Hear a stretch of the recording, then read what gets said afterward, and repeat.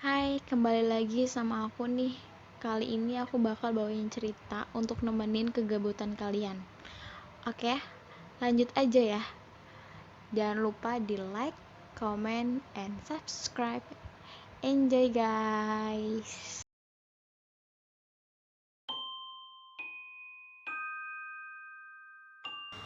Oke, ini adalah cerita kedua gue pengalaman horor di kampung halaman.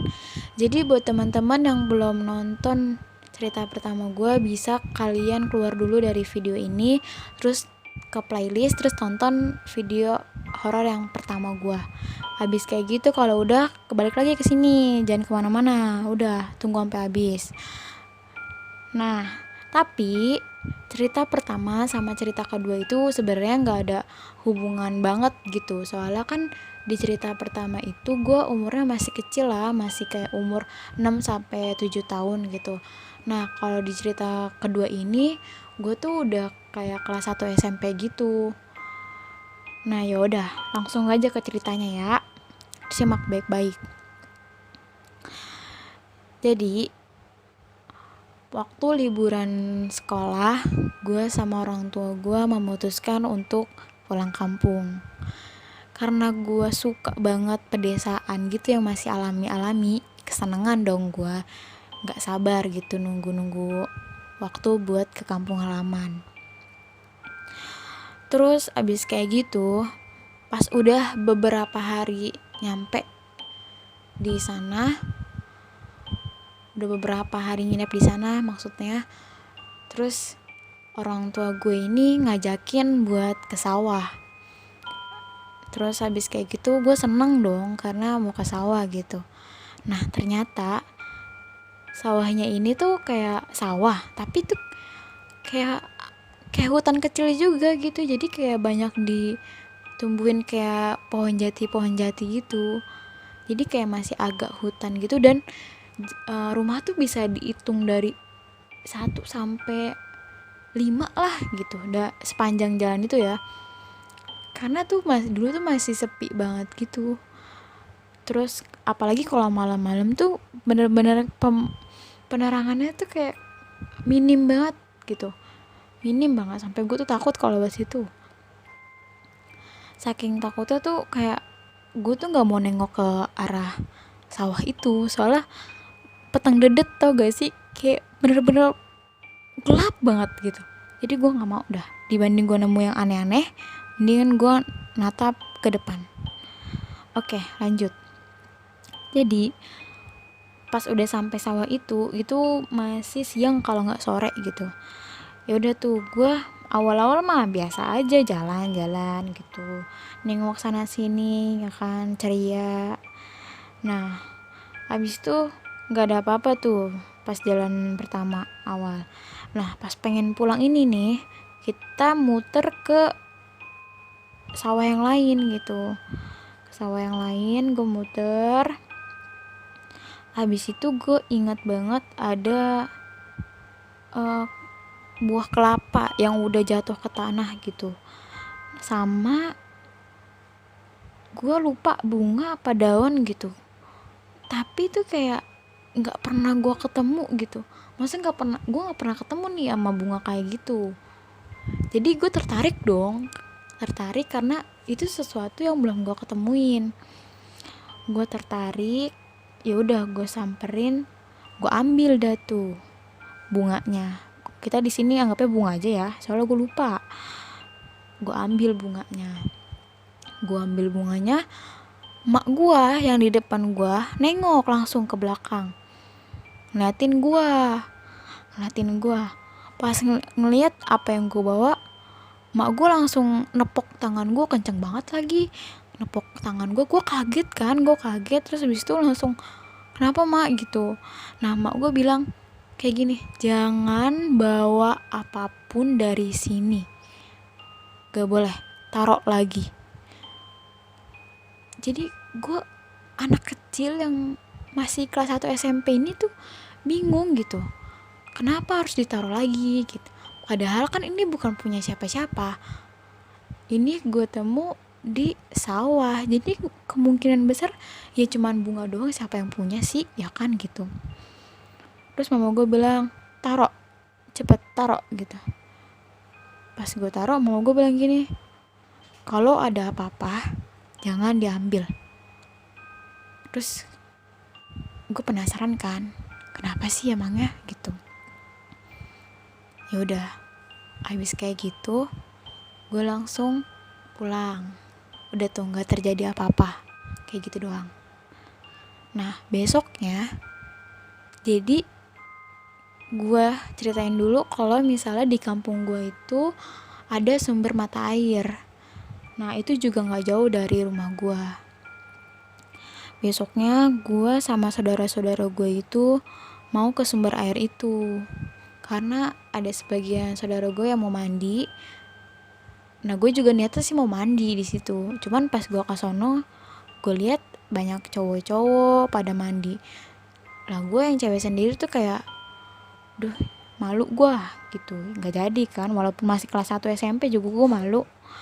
Abis kayak gitu, ternyata tuh gue baru tahu kalau misalnya di sumber mata air itu tuh ada perikanan.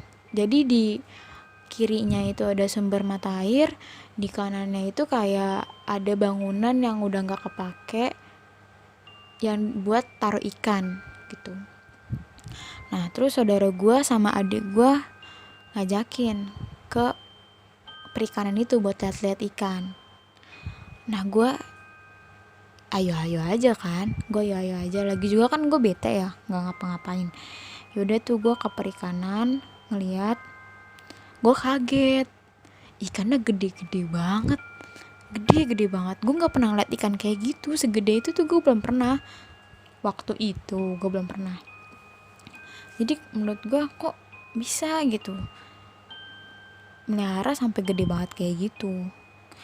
Nah abis kayak gitu gue tuh kayak betah banget di situ, kayak nggak mau pulang gitu. Kayak walaupun kayak tempatnya agak gelap ya, menurut gue waktu itu agak gelap, padahal tuh pintunya nggak ada pintu, nggak ada pintu, iya nggak ada pintu. Jadi tuh sinar matahari harusnya bisa itu kan, bisa masuk gitu. Cuman itu tuh enggak, kayak ya ada sinar cuman kayak gelap aja gitu, gelap. Abis kayak gitu gue ngeliat tuh kan ikan-ikannya, terus gue nyeletuk, ya Allah kok ikannya gede-gede banget ya gitu. Iya nih gede-gede banget, kok bisa ya gede-gede kayak gini gitu. Emang cangkem gue tuh nggak bisa diatur, jadi itu kayak otomatis aja gitu ngomong kayak gitu. Abis kayak gitu yaudah kan, udah asik situ. Padahal gue nggak mau pulang tapi disuruh pulang. Udah gue pulang. Terus besokannya mama gue tiba-tiba cerita yang awalnya gue nggak bakal ngira mama gue cerita kayak gini.